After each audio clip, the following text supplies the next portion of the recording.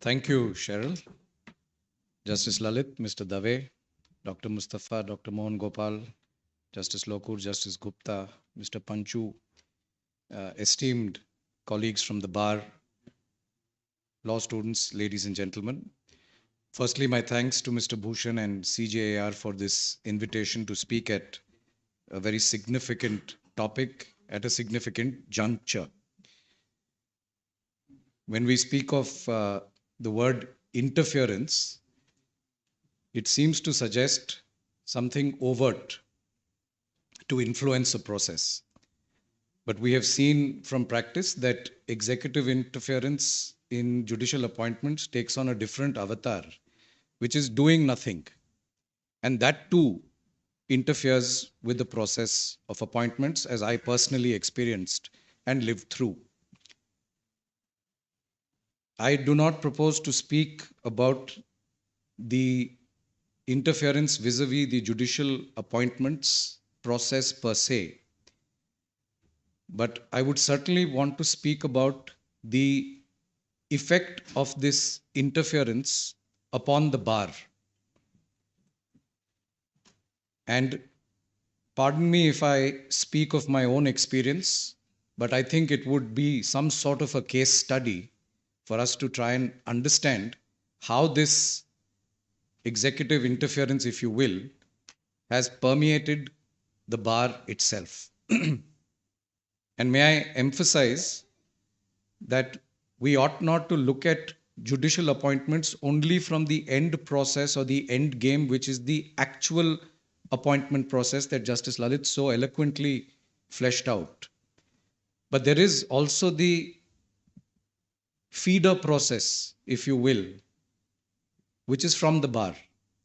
Justice Lalit mentioned that 2/3 of appointments to the higher judiciary as a matter of tradition, though not constitutionally mandated, come from the bar. And if we are not going to address how independent the bar is from executive interference, then I think the latter part of the discussion becomes less relevant. The emphasis of this seminar is judicial independence. Judicial independence accrues from the independence that a person brings to the bench at the outset. It's not something you wake up and discover one fine morning. And that independence has to be ingrained within us as practitioners and members of the bar, and how we stand immune to different influences. Unless we speak of that, then I feel that the focus only on the appointment process is going to be slightly lopsided. Now, I can tell you, friends, from my experience, I was recommended to the Karnataka High Court in a batch of 3, of which the 2 other esteemed recommendees were officers from the district judiciary. Within about 3 or 4 weeks, those appointments took place. I was segregated and kept pending. That pendency remained. My file was returned. The collegium reiterated it forthwith. Even after reiteration, and in the teeth of the law laid down in PLR projects, the appointment didn't come. I'm not here to make any grievance of it. But in the meanwhile, other appointments began to take place to our High Court from the bar. Now, at that point, I clearly remember on the day when the subsequent appointments took place, a very distinguished senior member of our bar, who I won't name, but someone who I look up to and admire, came to me that morning agitated and said, "Sondhi, please withdraw today." I still remember his expression. He was almost in tears, as if he had been hard done by. I was still holding on. And when I reflect on why he said that with so much intensity, I realize now, and I realized then, that this meant something to the bar. To the executive, perhaps it's one name here, one name there, shuffling, moving someone back and forth. Fine, that's fine. I mean, governments do that. Again, as I say, I'm not making no grievance about it. But for the bar, it means something more. It is an affront. It is a reflection of how the executive perhaps sees the bar as an institution or does not see it. And we all know that independence is at the very heart of our practice. Many of us joined the bar and did not join firms as first generation lawyers because we genuinely believed that there was space for intellectual, ideological independence. I've said this before that when junior lawyers go independent from their seniors, they don't go independent only in a literal sense that you start a new office, but you go independent in terms of how you think and behave. And I have not, of course, seen the emergency time in India, but in my limited experience, which is not that limited, it's about 25 years now, I have not seen the bar as political as it is today. And that is something we need to reflect on. It's not to say that political opinions or allegiances should be there or should not be there. But my great concern is that this middle ground that ought to be the feeder to the higher judiciary, an apolitical, independent bar, that middle ground is shrinking. And if that ground is shrinking because of political interference, then what future process are we really talking about? And this is the sense I've begun to get. Maybe somebody should have even told me when I was asked to take on this role, that you need to very early in your career, and I see a lot of young lawyers here, I'm afraid you may have to make those choices going forward, very early in your career, that do you want to be a counsel or do you want to go on the bench? And that's really not how it was supposed to be. We have seen good members of the bar, independent members who've really had no political allegiance, who carry all the credentials that Justice Lalit mentioned, a good practice, an ethical practice, a standing at the bar, a good income, a good variety of work, reported judgments. Though many of those were our judges. And that rich experience and freedom they brought to the bench.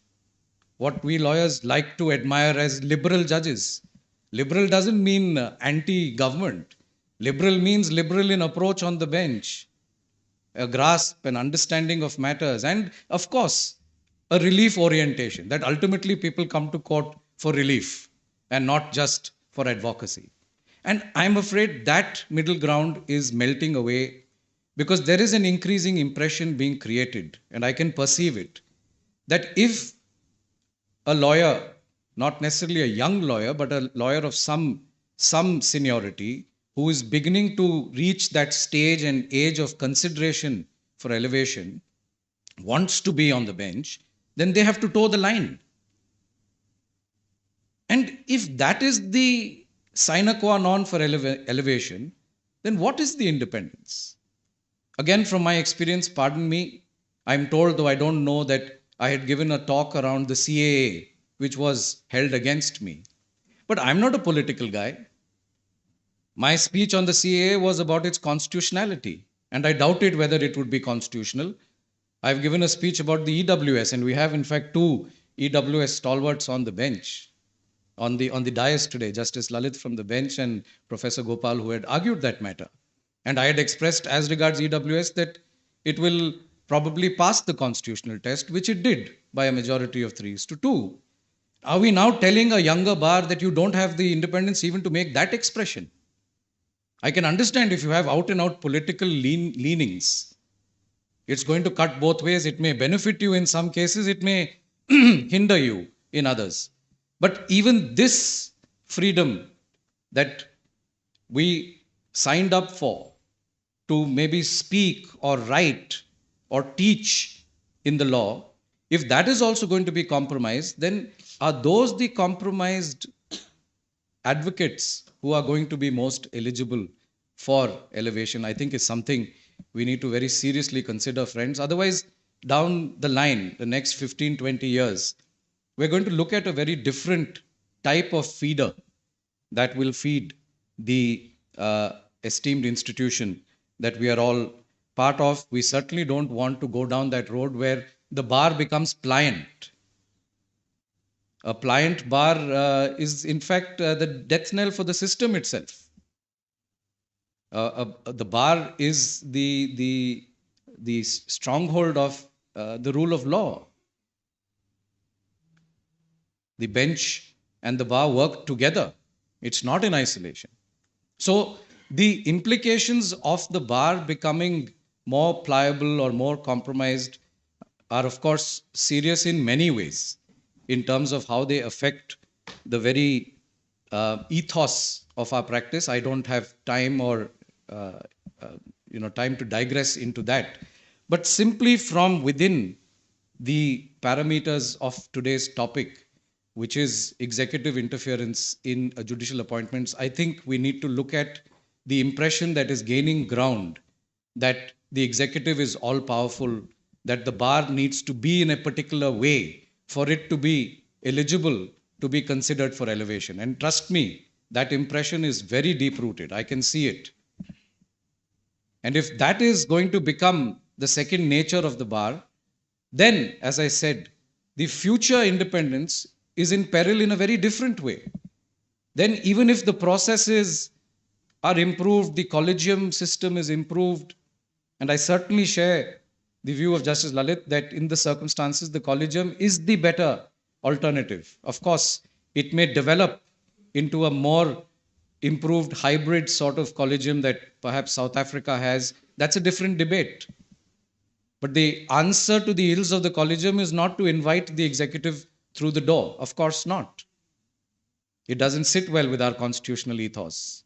So while those conversations and those improvements take place, I do firmly believe that the conversation must also extend to how independent the bar remains in these circumstances. Only then will we be able to truly discuss the concept of independence. Thank you very much.